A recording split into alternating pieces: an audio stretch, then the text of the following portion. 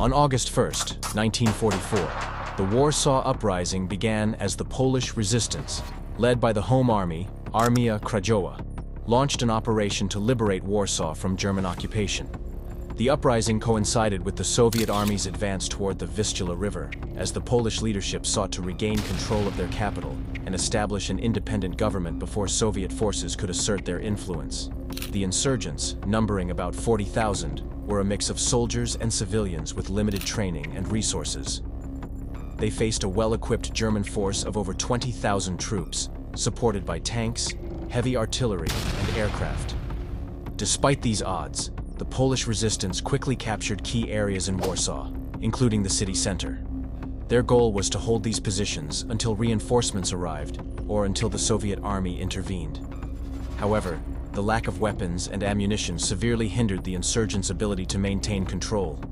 German forces regrouped and launched fierce counterattacks, employing airstrikes, artillery bombardments, and ground assaults to retake the city.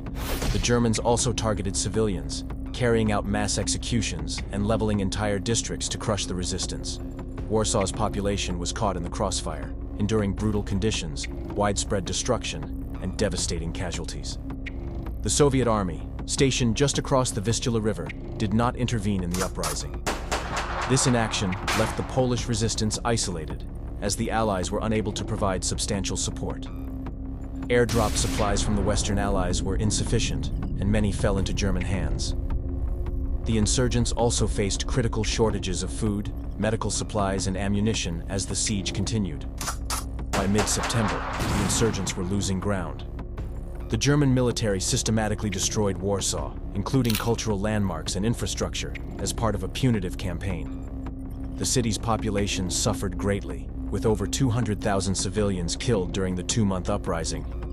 Conditions for the resistance became untenable, and on October 2, 1944, the Polish Home Army surrendered to the Germans. The aftermath of the uprising left Warsaw in ruins, with over 85% of the city destroyed. The surviving population was deported, and the city became largely uninhabitable. Politically, the failure of the uprising further strained relations between the Polish resistance and the Soviet Union, which eventually established control over Poland after the war. The uprising remains a pivotal event in Polish history, symbolizing both the resilience and the immense suffering of the Polish people during World War II. Thanks for watching. For more historical content, be sure to subscribe, and if you find this video informative and useful, don't forget to like.